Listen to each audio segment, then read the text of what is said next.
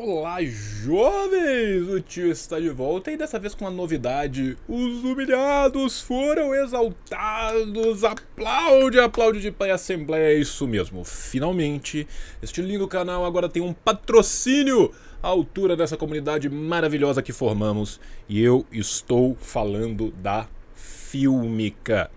Para você que infelizmente estava morando numa caverna e não conhece o melhor catálogo de streaming do país, eu te convido a conhecer tudo aquilo que a Fílmica te dá. A Fílmica é uma distribuidora de filmes independentes e autorais cuidadosamente selecionados por uma curadoria de arte que se preocupa na construção de um campo onde cinema, arte e revolução dialogam o tempo inteiro. Ou seja, chega de enlatado americano desprovido de sentido. São filmes, documentários, curtas e longas que vão te fazer questionar a nossa sociedade e o nosso mundo. Então, chama logo a morena, chama o moreno, chame a morene, porque não somente a Fílmica está aqui para aliar entretenimento e streaming de alta qualidade ao pensamento crítico, mas também para fazer isso no precinho. Anota aí, jovem, usando o cupom JOAO20, o plano anual sai a R$ 96. É isso mesmo, menos de R$ 10 por mês. Você não apenas assina o melhor serviço de streaming do Brasil, mas você ganha desconto e ajuda na nossa construção das bibliotecas populares. Dica quente do tio, para vocês não dizerem que eu nunca te dei nada. Tio quer deixar 2 recomendações do catálogo para quem assinar, e quem sabe, se o pessoal da Fílmica quiser, eu depois faço uma playlist com a curadoria nossa lá mais para frente. Primeiro, Samba Traoré, clássico burkinabe, cinema africano, cinema de Burkina Faso. O filme vai retratar a vida de um homem que tenta reconstruir a vida dele na cidade natal dele, na vida dele natal, mas que esconde um segredo sombrio. Aguarde. E 2, o Inhampacha, ou, para vocês que assim como eu não falam Aymara, Eternidade, uma obra-prima do cinema andino, do cinema peruano, o primeiro longa inteiramente falado em Aymara. É a vida de um casal que espera a volta do filho diaspórico, numa clara alusão à própria situação dos povos originários Aymara e Quichua. É um filme sensível, é um filme profundo, então é isso. Entre agora mesmo em filmica.com.br, faça seu cadastro, ganhe desconto no plano anual com o cupom JOAO20. É isso mesmo, não é pretinha? Sim, camaradas. De R$ 120, utilizando o João 20, o plano da Fílmica sai por apenas R$ 96. Então coloca aí o cupom João 20, maiúsculo, sem acento, e se divirta enquanto você questiona a nossa sociedade com um catálogo com a melhor curadoria do Brasil. Lembrando que se você gosta de ver na TV, a Fílmica está disponível no Fire TV, no Android TV, no Apple TV. E para quem tem o Chromecast, é só espelhar via Chromecast dos aplicativos para Android e para iOS. Então assine a Fílmica, enriqueça a sua cultura, colabore na construção das nossas bibliotecas populares. Esse cupom vai estar disponível até 30/4. Agora eu juro que vocês estão liberados e vamos pro vídeo. Давайте, познакомься, меня есть Brasília. Aqui é o João, nós estamos no Brasil. Porém, estamos na Rússia. Porém, na Ucrânia. Porém, no Marcelo Militar. Hoje nós trouxemos aqui para vocês uma obra de arte.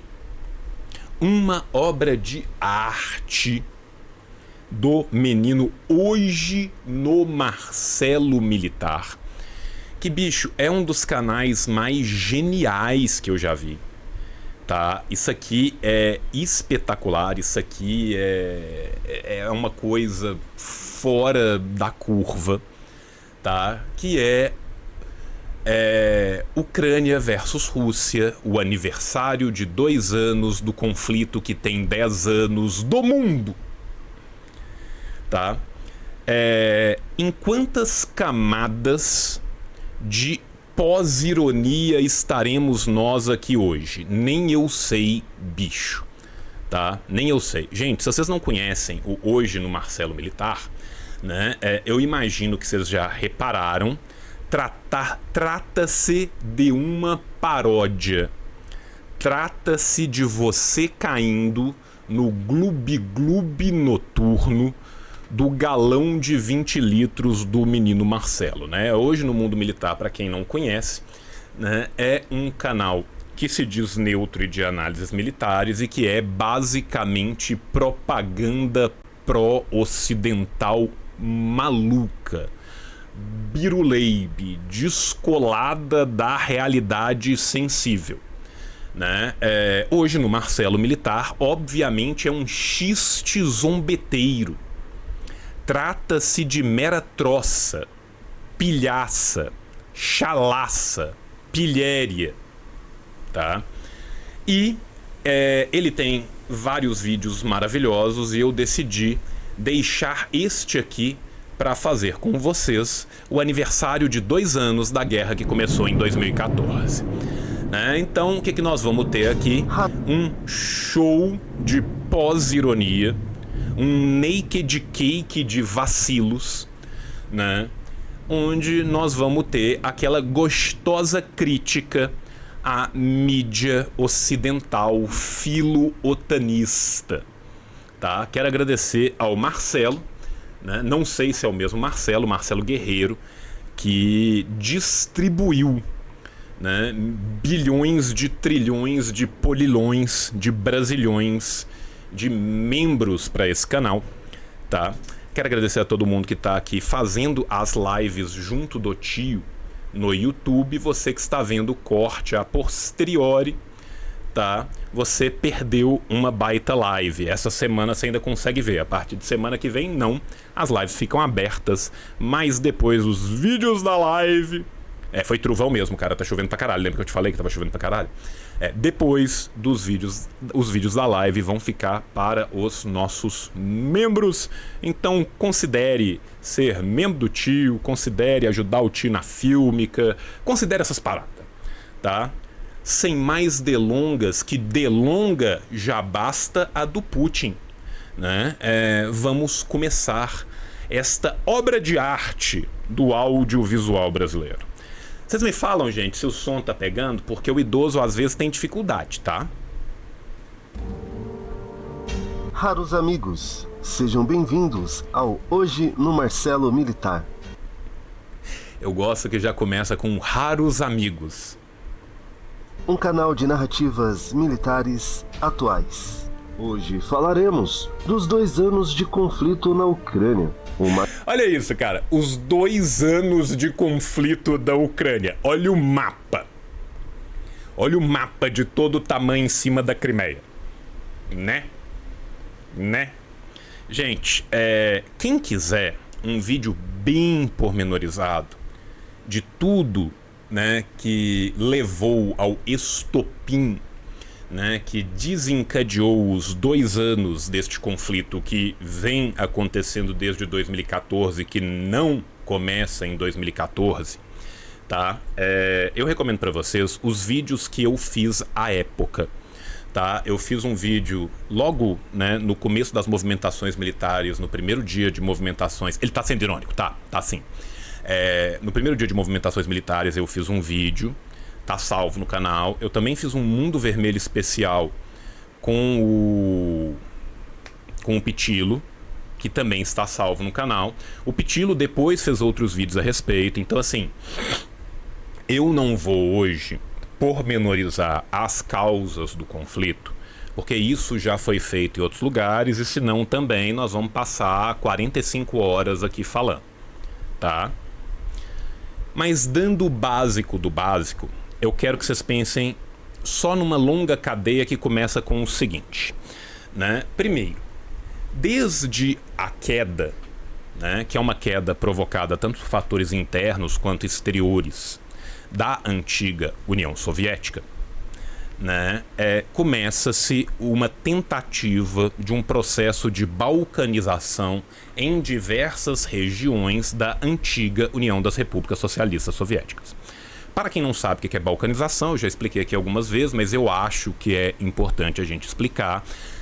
Balcanização é um termo que é usado militarmente pela primeira vez por Piłsudski, que foi um general polonês, tá? Ainda nos idos de 1919 para 1920, quando estávamos ali na Guerra Civil, né, para a formação daquilo que deixou de ser o Império Tsarista Russo e tornava-se, então, a União das Repúblicas Socialistas Soviéticas, e a ideia era precisamente causar conflitos, tá, em regiões periféricas de um dado país, de forma que você deslocasse grandes forças para aquelas regiões periféricas, né? E por que regiões periféricas? Porque normalmente regiões periféricas, regiões fronteiriças, são regiões multiétnicas, né? Então você normalmente inflama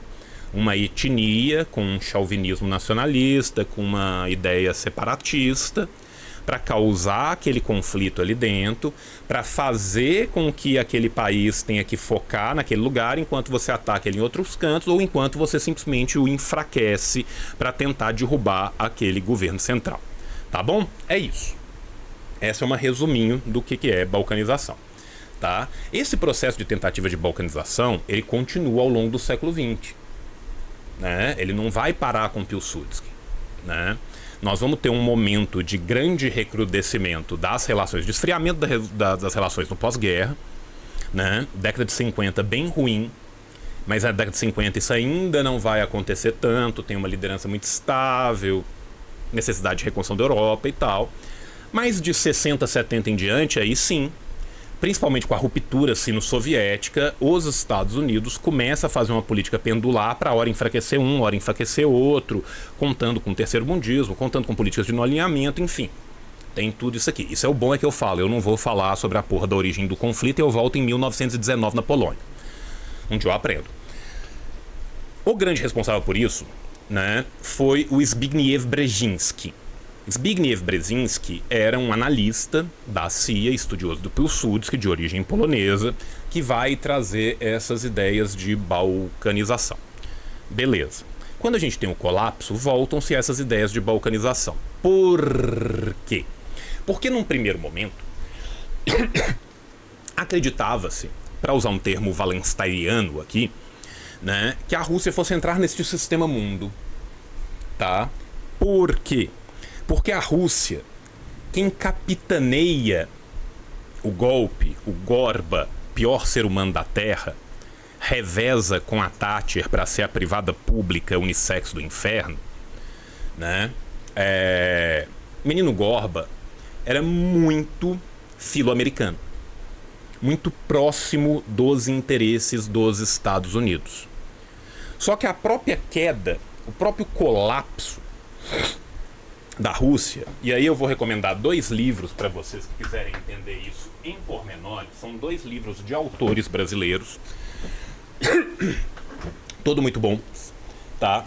Para mim, esse aqui é o mais famoso, do socialismo soviético ao capitalismo russo, da Lianina Pomeranz. A Lianina é professora da USP, né?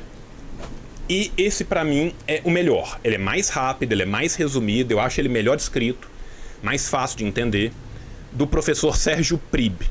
E o professor Sérgio Prib é um militante histórico do nosso campo, tá? Então, o do socialismo da União Soviética ao capitalismo da Rússia, se você tiver que escolher um só, escolhe esse aqui. Se puder ter os 2, pega os 2, tá? E aí o que acontece? Essa Rússia em queda, nesse colapso, nessa reorganização maluca, ela vai ter briga das oligarquias que já vinham se formando há muito tempo dentro da Rússia. As oligarquias não vão se formar da noite para o dia, tá? Principalmente do período do Brezhnev, tá?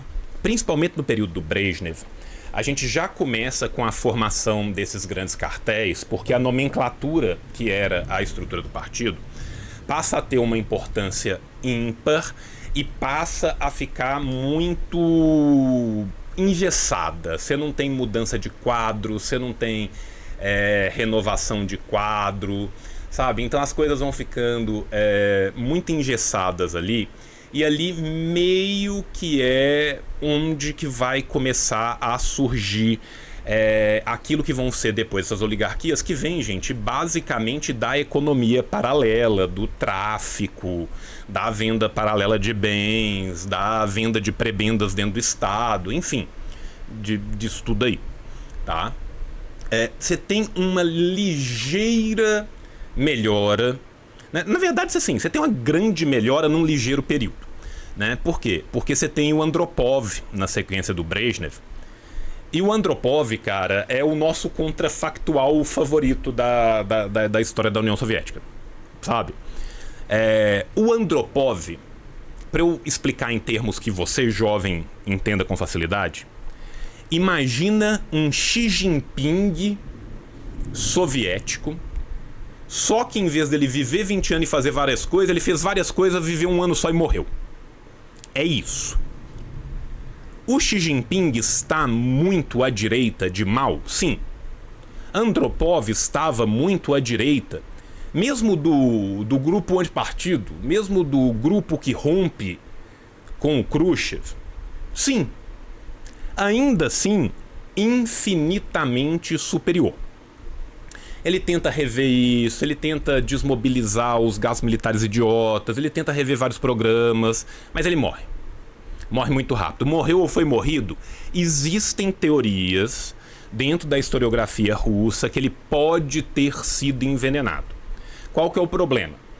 Os arquivos de Moscou não são todos abertos não, tá, gente? Muita gente acha que os arquivos de Moscou, qualquer um que chegar lá entra. Se eu comprar uma passagem, for para Moscou, vou passar 72 horas dentro dos arquivos de Moscou. Não vai, tá? Os arquivos de Moscou normalmente são abertos a pesquisadores com autorização e somente alguns arquivos. Nem tudo foi aberto. Tem coisa que já foi aberto e foi fechado. Tem coisa que nunca foi aberto. Tem coisa que passou um tempo aberto, ficou um tempo fechado e abriu de novo. Tem vezes que do nada eles publicam uma coletânea gigantesca de documento por uma print maluca estatal que ninguém sabe. Um ano depois alguém descobre essa merda. Sabe? Então, assim, é difícil, porque não existe acesso irrestrito a essa documentação. Enfim, depois do Andropov vem o Chernenko. O Chernenko, cara, é um cara que, assim... O Chernenko era Biden das ideias. O Chernenko era um cara que você olhava pra ele e você falava, esse cara precisa de ser curatelado, tá? E aí, meu irmão, depois é só pra baixo, né? Daí pra frente é só pra trás, tá? Então, beleza, a gente chega no colapso. E por que eu trouxe essa parte toda que eu disse que eu não ia trazer, porque eu sou um idiota? Porque eu queria que vocês entendessem que nesse momento do colapso, por mais que a gente tenha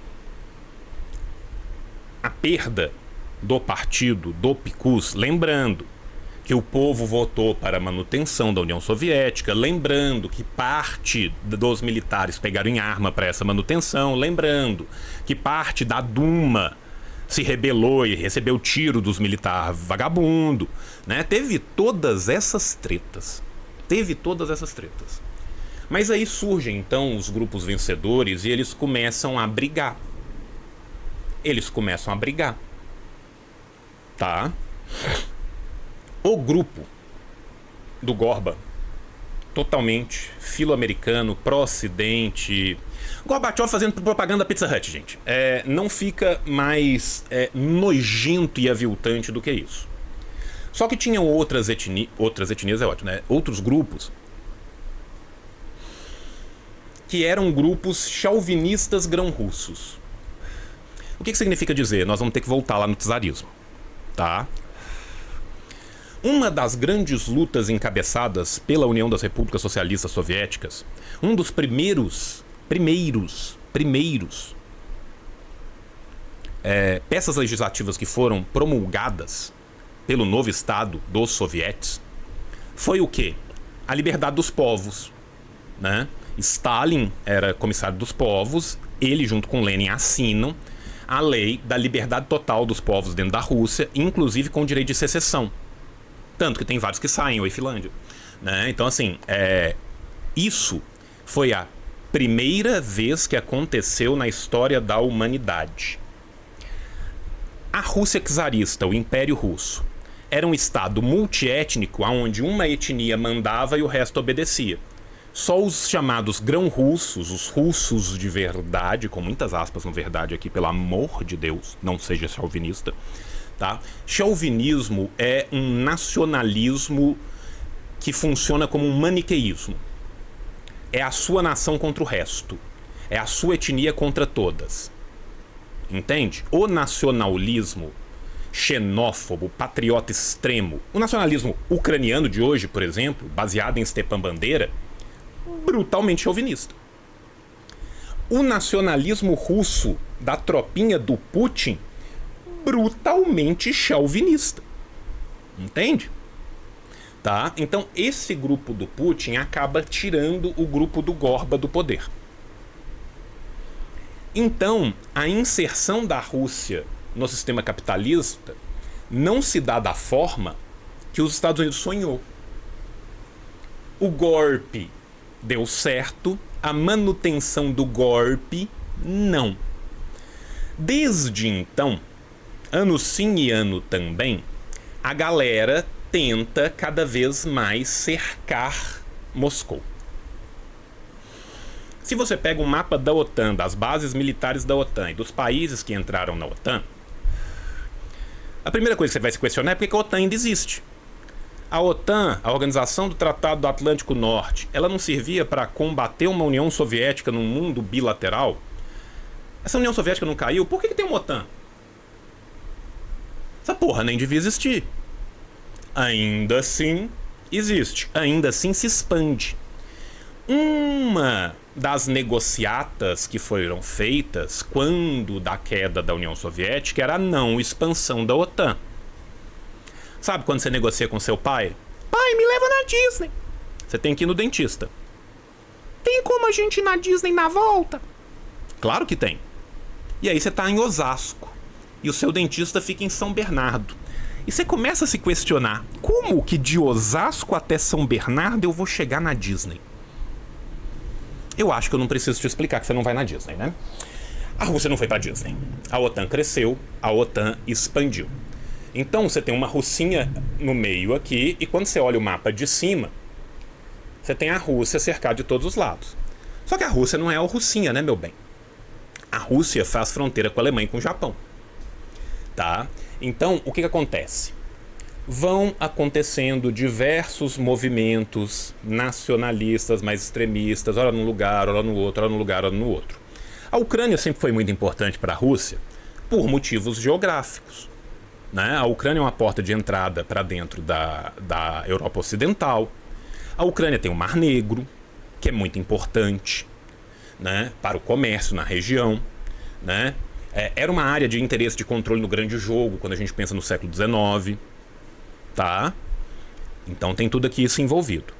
A Ucrânia, durante muito tempo, teve presidentes filorrussos, próximos ao Kremlin, próximos a Moscou. E vamos lembrar que esse durante muito tempo que nós estamos falando aqui é basicamente o período do Putin, né?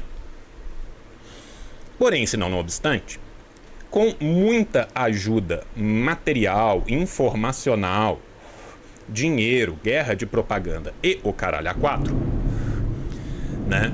Isso eu não explicando pormenorizadamente, né? A Ucrânia acaba ficando cada vez mais influenciada pelo Ocidente. Aí nasce um problema.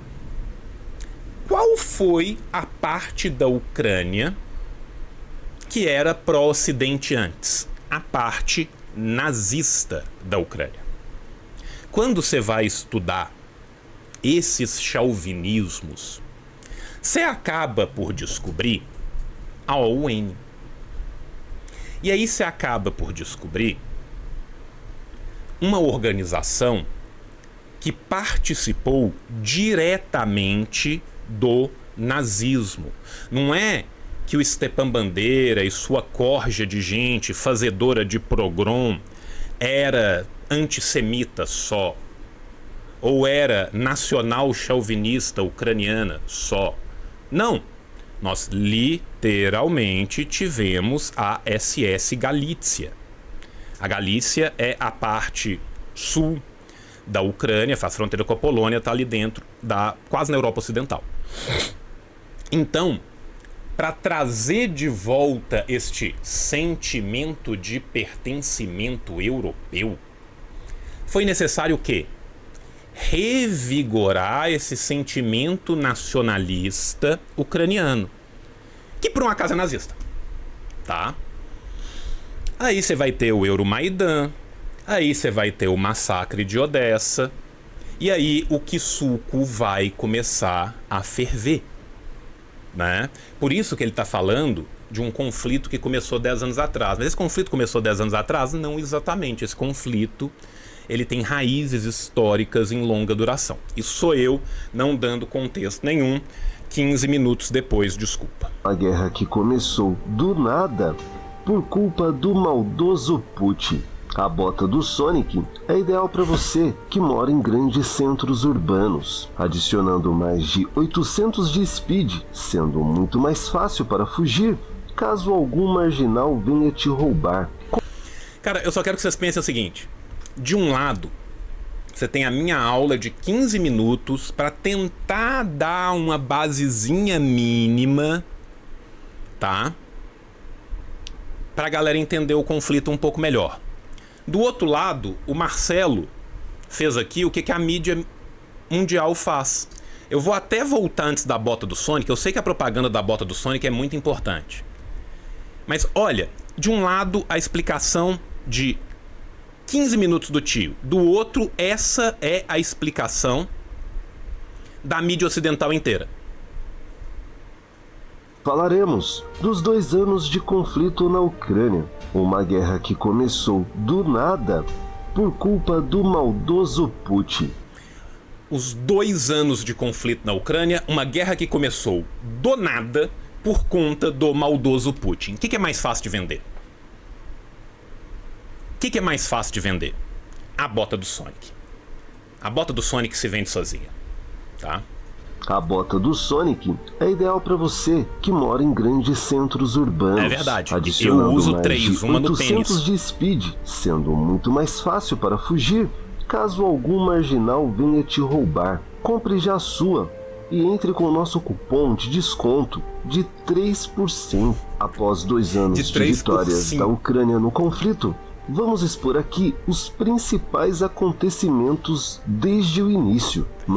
Cara, após 2 anos de vitórias da Ucrânia no conflito. Vamos tentar achar um mapa.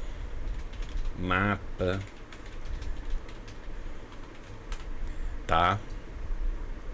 Vamos tentar achar um mapinha do que era e do que é. Deixa eu ver se aqui onde eu procurei tem. Tá? Esse aqui já é o bastante, gente. Não precisa de muita coisa, não. Tá? Essa área aqui, que vocês estão vendo aqui em vermelhinho, é a área de esmagadoras vitórias ucranianas, que passaram ao controle militar russo. Tá? Esse roxo aqui é uma área mais ou menos disputada de conflito com contra-ataque ucraniano, tá? Isso aqui que vocês estão vendo antes era o que era a fronteira, tá? Então são 2 anos de esmagadoras vitórias ucranianas, tá? Os ucranianos estão tentando uma coisa nova, que é a vitória invertida. Tá? Confia no Zelensky. Se alguém sabe o que fazer em relação a um país, é um comediante de quinta judeu que apoia exércitos nazistas. Confia. Mantendo a nossa imparcialidade, totalmente de lado e olhando através de uma fresta onde a visão é muito limitada, algo parecido com o mito da caverna. Olha essa frase, velho. Mantendo a nossa imparcialidade totalmente de lado e olhando por uma fresta aonde a visão se encontra muito limitada, como no mito da caverna. É um deusinho da ironia esse homem. Onde a realidade, para alguns, era projetada através de uma sombra na parede. E no dia 24 de fevereiro de 2022, o Putin não tinha dormido direito e acordou muito irritado. Chamou um de seus súditos e disse: "Vamos avançar." A partir dali, uma reação em cadeia começou. Gente, se eu só contar uma coisa aqui pra vocês, depois dos conflitos iniciais na Crimeia em 2014, a gente tem um momento de um cessar-fogo. Presta atenção nas aspas do cessar-fogo, tá? Cessar-fogo, que vai ser negociado em Minsk, na Bielorrússia. São os chamados Acordos de Minsk.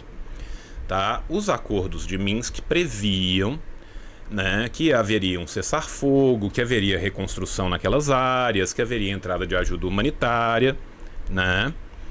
E os Acordos de Minsk foram quebrados mais de 90.000 vezes, tá? É um negócio insano,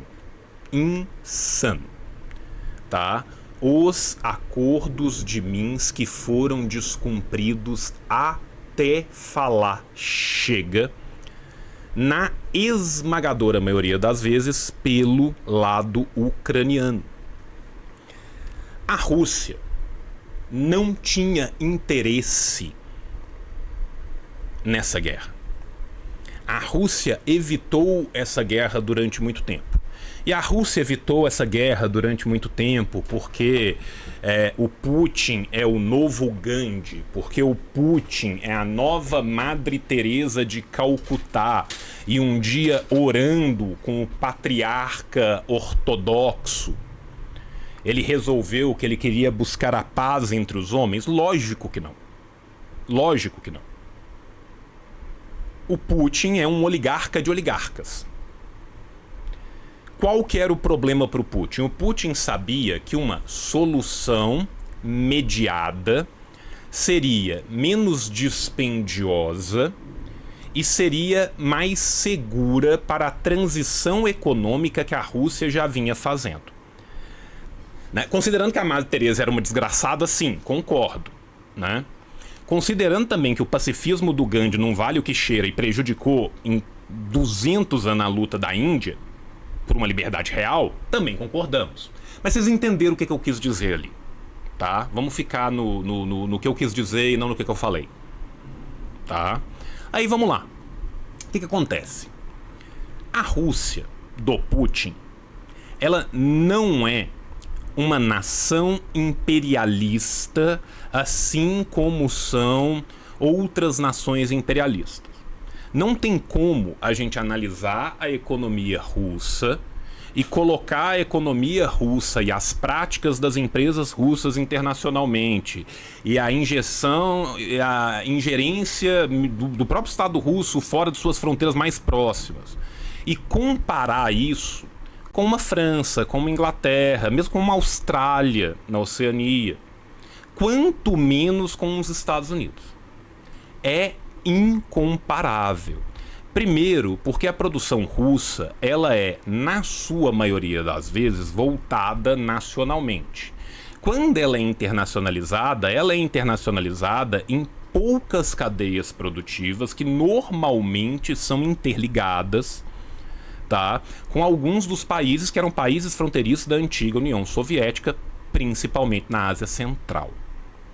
Beleza? O que a Rússia vinha tentando então? A Rússia vinha tentando, timidamente, uma forma de desdolarizar a sua economia. O dólar não é uma moeda. O dólar é uma prisão.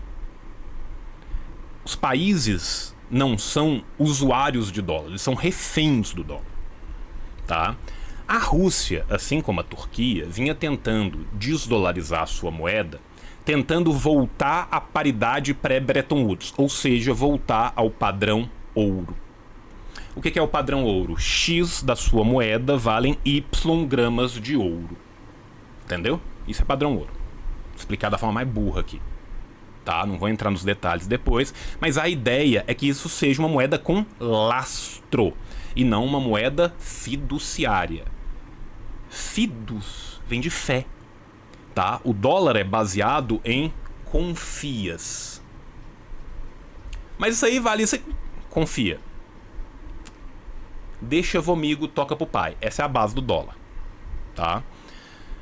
Uma vez que o dólar é controlado por uma única economia, ele é usado contra as outras economias para que essas economias não se desenvolvam da mesma forma, para que essas economias sejam forçadas a usar um sistema que pertence a esta economia mãe, os Estados Unidos.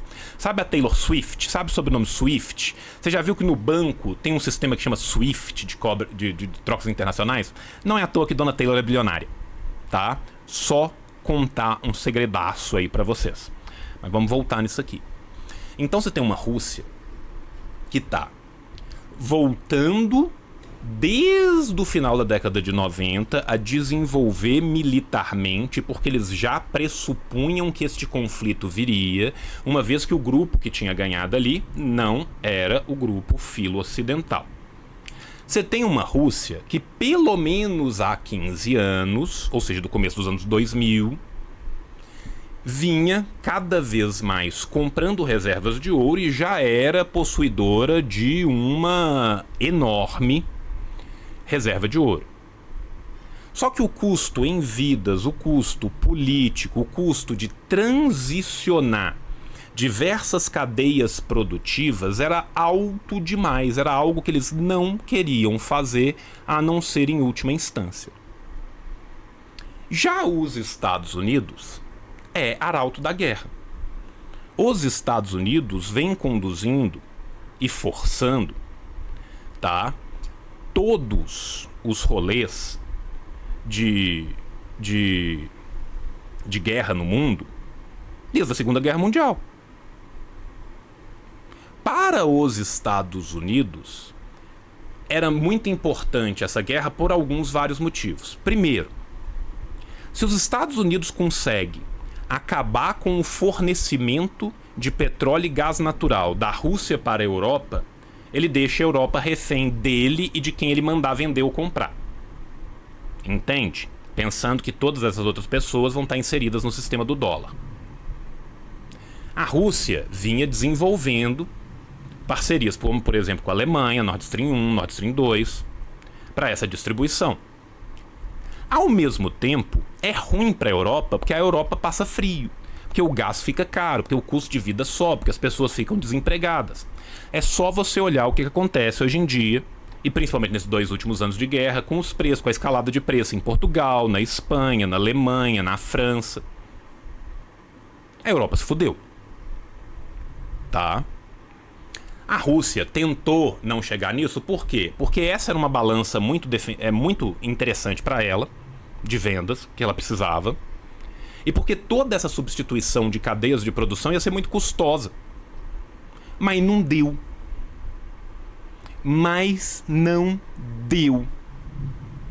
Deu ruim. E aí começou o conflito. Só que quando começou o conflito, sabe o que aconteceu? Primeiro o rublo faz isso aqui, ó. E aí os Estados Unidos celebra. Vamos quebrar a Rússia. Só que aí a Rússia avança em 10, 15 anos o plano que ela tinha anteriormente. Qual seja? O plano da paridade de ouro. Se ela não consegue fazer ainda a paridade de ouro com toda a sua moeda, ela consegue fazer no petrorrublo. Ela faz uma paridade de câmbio do rublo com o petróleo, com o ouro lastreando e cobra diferenciadamente se você paga em rublo ou se você paga em euro. Sabe o que aconteceu, gente? O Biden fez um favor para os Estados Unidos, desculpa, para a Rússia. O rublo voltou a subir. O rublo vale hoje mais do que valia antes. As reservas de ouro da Rússia aumentaram, porque ela te dá a opção de pagar em ouro, mais barato do que pagar em dólar ou pagar em euro. Você voltou a Rússia para a Ásia e fortaleceu o Pacto de Xangai. A China, que não fez nada, olhou pela janela e falou: caralho, vencemos uma guerra que nós não participamos. E vocês viram as esmagadoras vitórias do povo ucraniano. Por quê? Porque os Estados Unidos, que é o dono da OTAN, e seus sabujos estão pouco se fudendo para a população ucraniana. Eles estão dispostos a matar até o último ucraniano para provar o ponto para o Putin. E eles sabem também que o que sobrar da parte ucraniana, toda e qualquer riqueza que existia ali, vai ser explorada e ceifada e sugada por 50 anos na reconstrução, assim como os Estados Unidos fizeram com a Europa. Se vocês lerem os textos do Zhdanov, de 1947, falando o que ia acontecer com a economia europeia pela atrelação dos Estados Unidos nos pactos de reconstrução, e você vê o que aconteceu depois, você vai achar que o Zhdanov tinha o dom de Apolo. Não tem, é método. Tá? Então, nós chegamos a 37 minutos de react com 1 minuto de vídeo, desculpa. Partindo do quarto de Putin, direto para o súdito, que ligou diretamente para a cozinheira, a única pessoa que realmente poderia dar a ordem. Mas por que a cozinheira? Todo mundo aqui do canal sabe que Putin não confia em ninguém, exceto em seus cozinheiros e cozinheiras. O bicho é muito irônico, né, cara? F no chat, né? F no chat para o Perigozinho. Perigozinho foi de Webjet. F no chat. Com o cozinheiro mais famoso e amigo de Vladimir Putin sendo Perigozinho, fontes do Pentágono. Lembrando que esse homem foi cozinheiro mesmo, tá? Antes dele ser líder de um dos maiores grupos mercenários do planeta, tá? E tecnicamente o Wagner, é difícil de definir o Wagner como um grupo mercenário, porque se a gente for usar o conceito estrito de mercenário, mercenário é puta paga. Mercenário vende o seu trabalho para qualquer um que pague. O Wagner não. O Wagner tinha uma ligação umbilical com o Estado russo, tá? Então, tecnicamente, não dá para falar que o Wagner Group era mercenário, né? O que dá para falar é que são pessoas da pior estirpe. O vice dele era pior do que ele, tá? Pior do que ele, né? E não chama grupo Wagner à toa, tá? Não é o Wagner Love, tá? Essa história vai de 0 a 88 bem rapidinho. Dizem que a especialidade de Perigozinho como cozinheiro era o breakfast. Era um grupo paramilitar, um grupo corsário. A Tiffany's, a comida preferida de Vladimir, que consiste em um croissant artesanal coberto com ouro comestível e diamantes, compota de groselha francesa de Bar-le-Duc, acompanhado por uma xícara de café Kopi Luwak da Indonésia. É o café que o bichinho come. Tem eu acho que é um marsupial. Eu não sei se é um marsupial.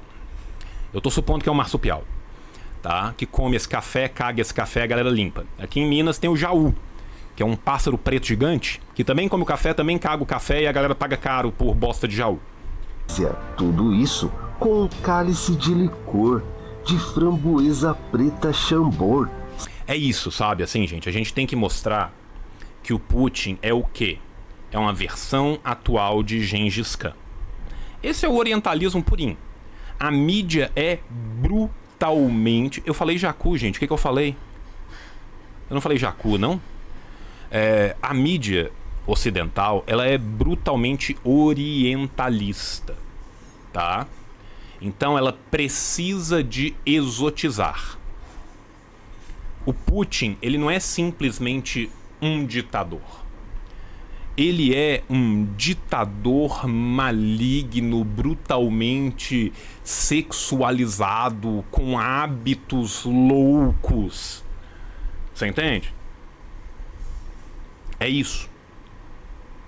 Ele tem que ser uma imagem de Gengis Khan. As mulheres do Oriente têm que ser odaliscas ou geishas. O homem é bárbaro, idiota, guerreiro, incapaz da filosofia, do pensar, da diplomacia. A mulher é puta.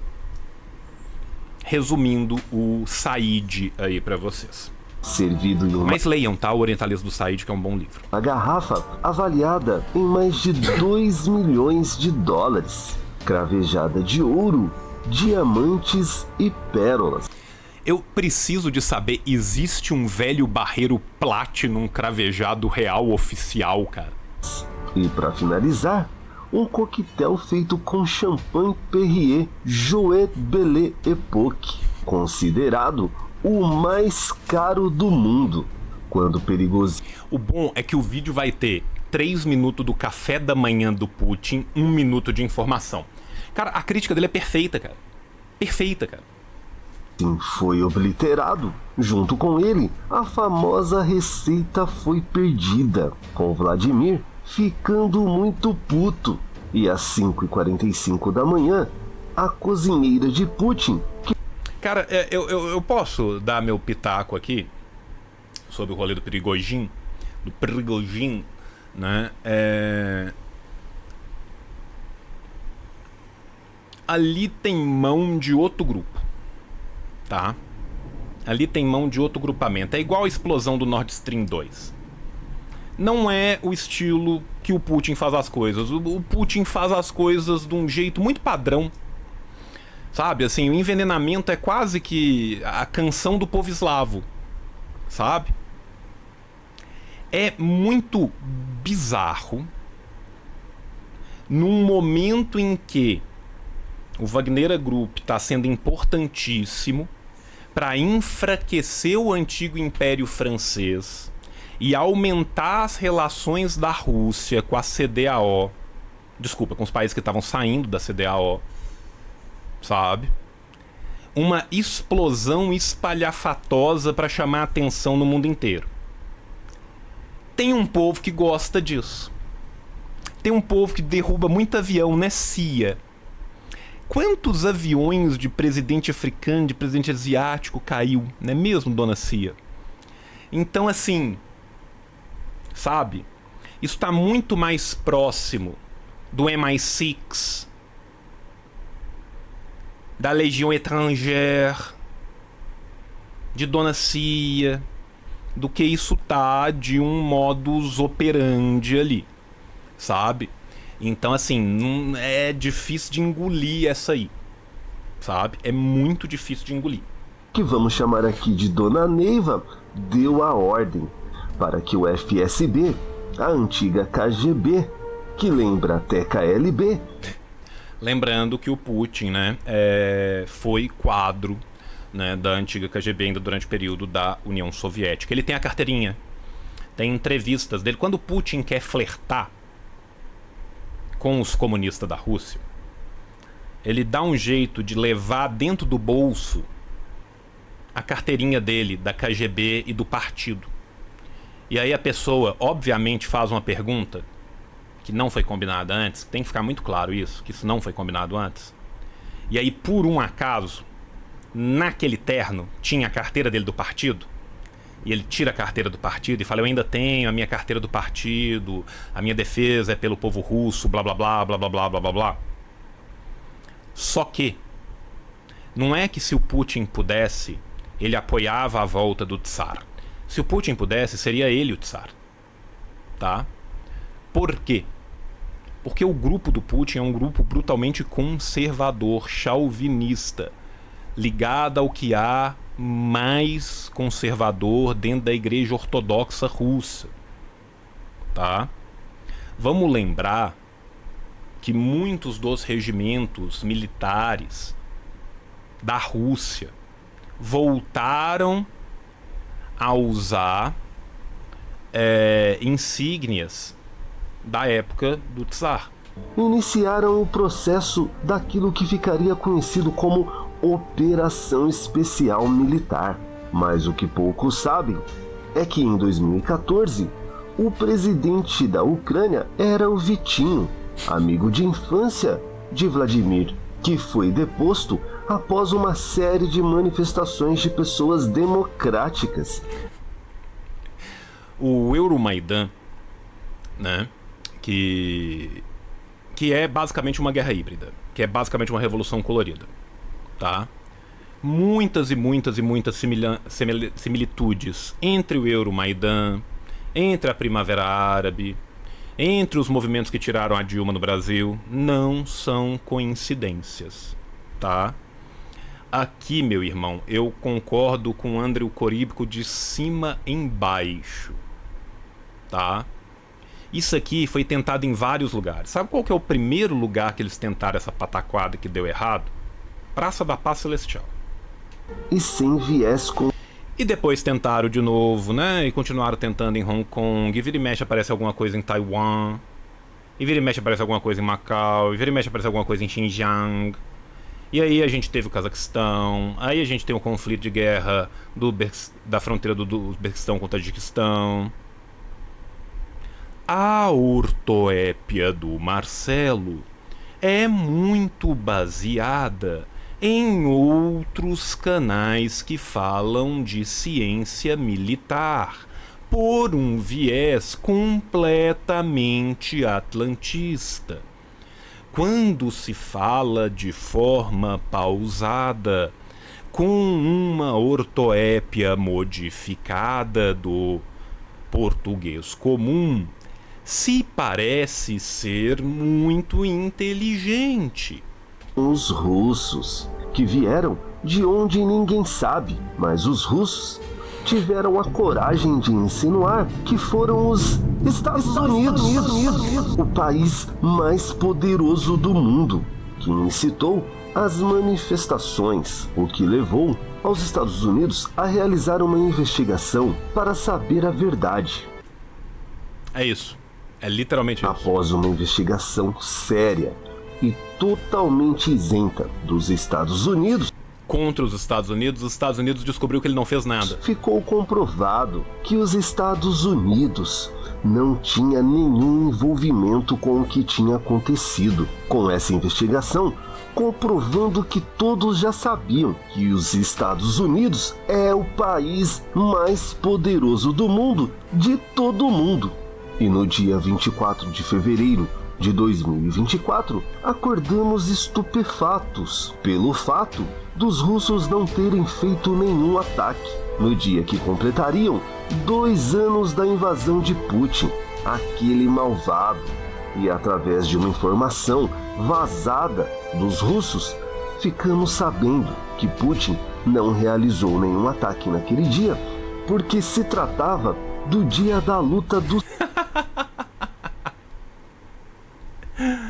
Ai, vamos só lembrar, gente. Vamos lembrar do começo do conflito.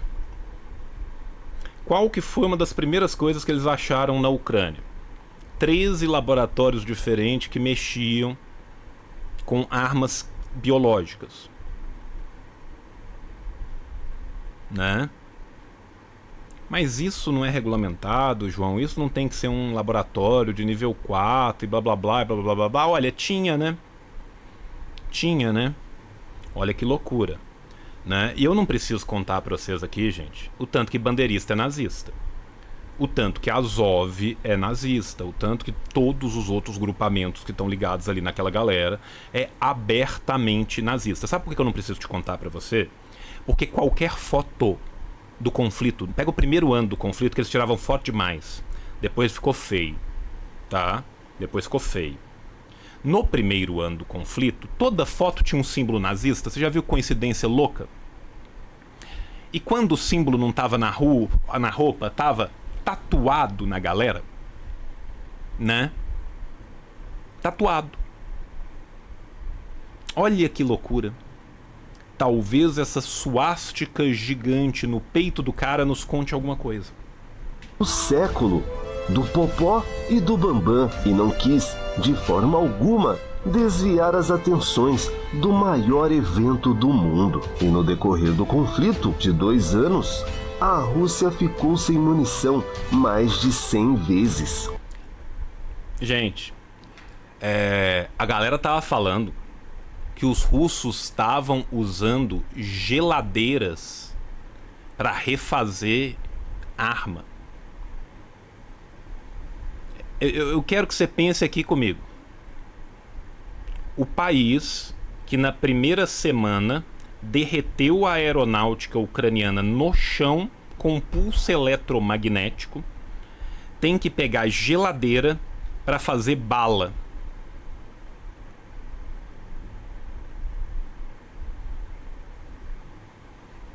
Parece real.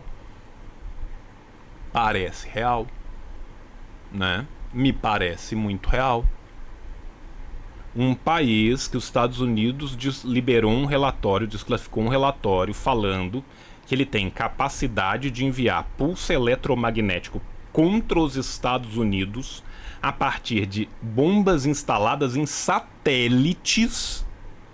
Essa é a tecnologia dos russos. Usando geladeira para fazer bala. O país cujos aviões hipersônicos e cujos mísseis hipersônicos não conseguem ser traceados por nenhum sistema de bateria antiaérea do planeta tá derretendo geladeira. Tem bala não.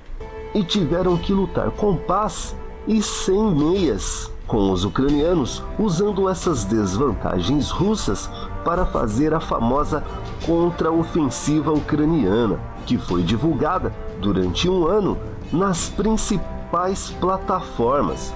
Semana que vem, apenas mais 72 horas e a contraofensiva ucraniana vai tirar o Xandão do STF.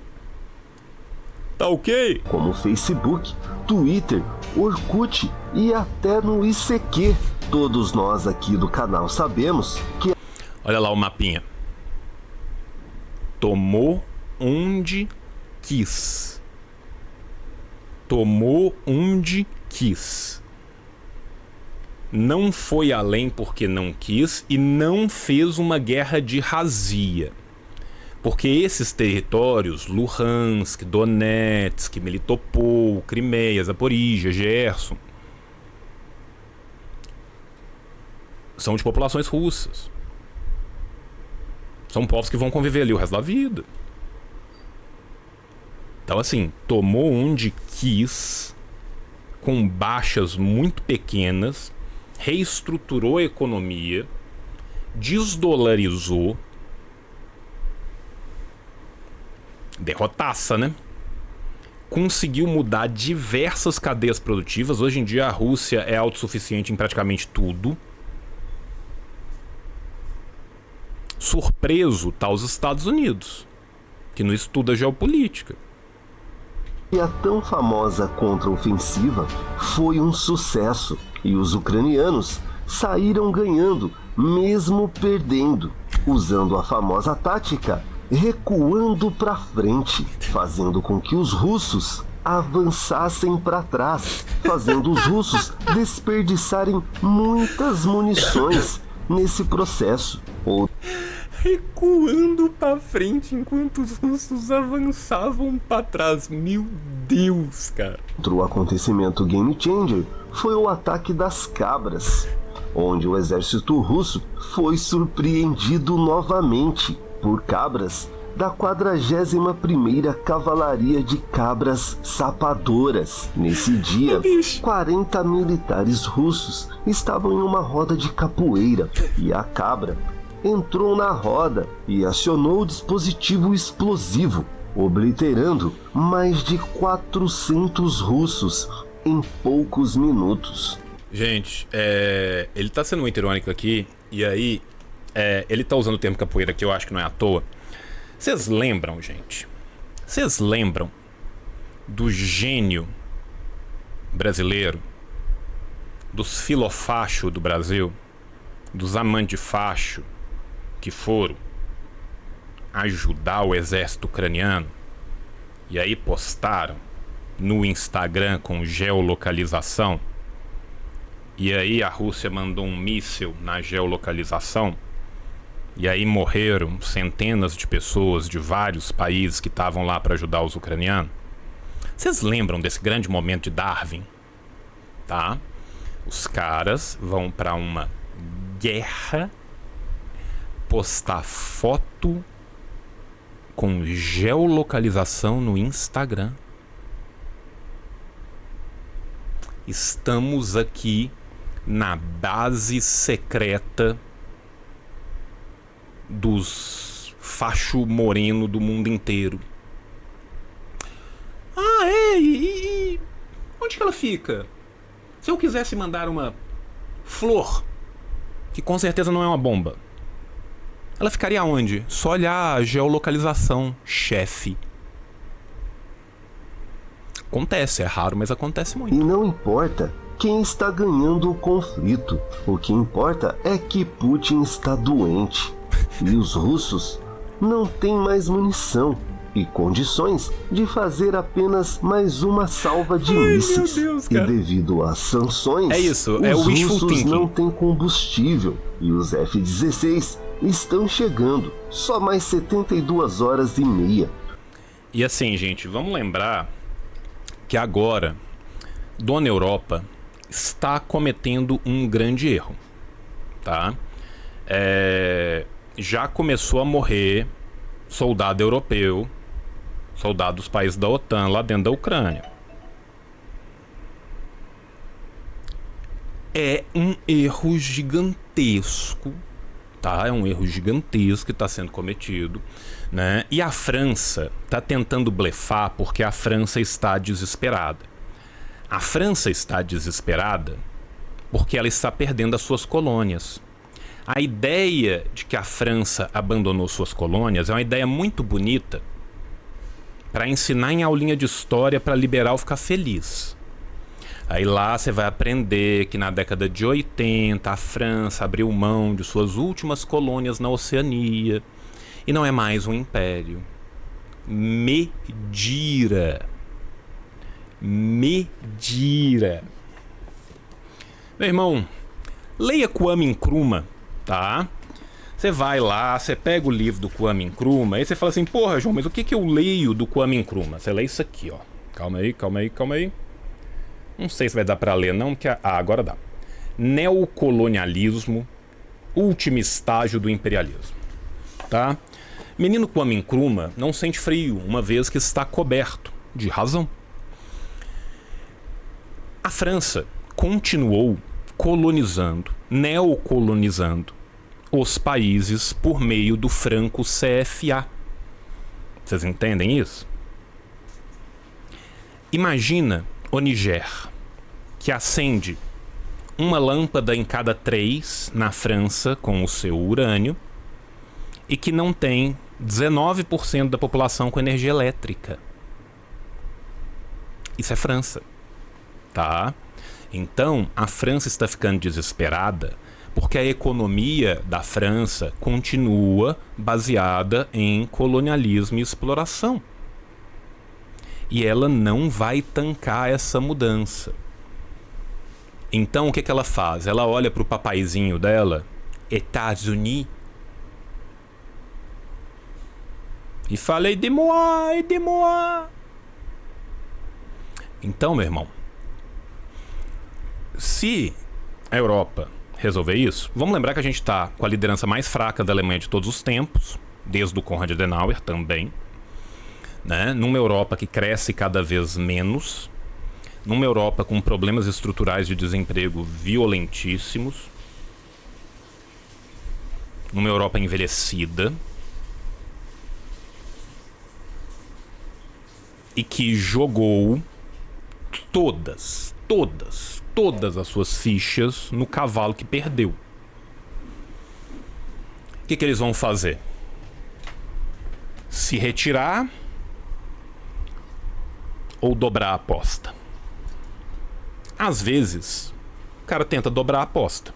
O que eu acho? Eu acho que nós estamos num momento de escalada retórica. Sabe por quê? Porque a não ser...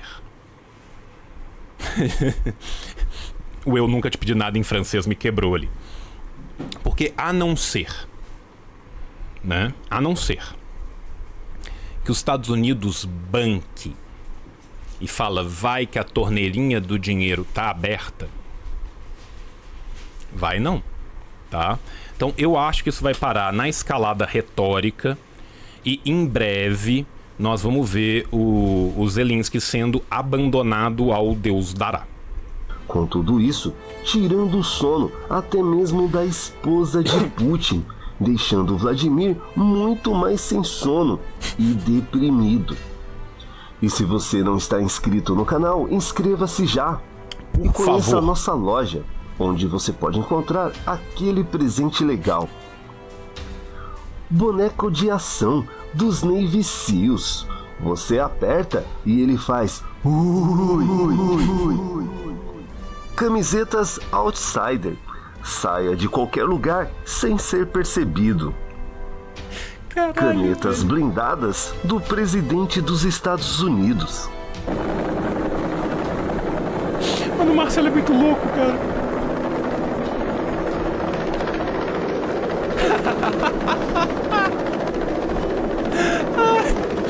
Ai, bicho, esse trem é bom demais, cara.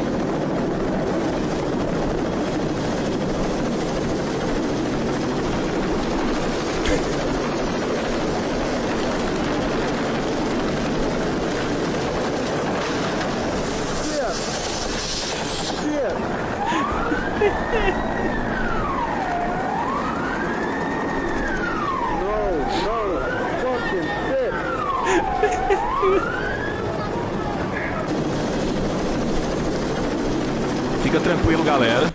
Deu tudo certo. Eles estavam usando a caneta blindada. Fiquem tranquilos.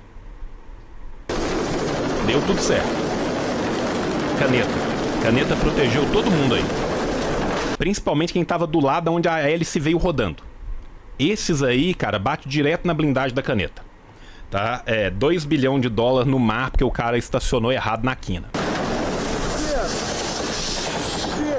Shit. Não, se o Pablo Marçal tivesse pilotando, ele tinha acalmado o piloto, cara.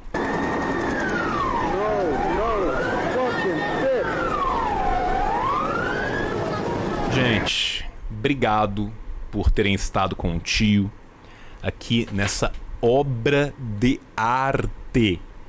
Obra de arte, tá? Esse helicóptero agora tá jogando no Vasco, tá? Muita sorte ao helicóptero que foi contratado pelo gigante. Jovens, beijo no coração de vocês. Até a próxima e tchau, tchau!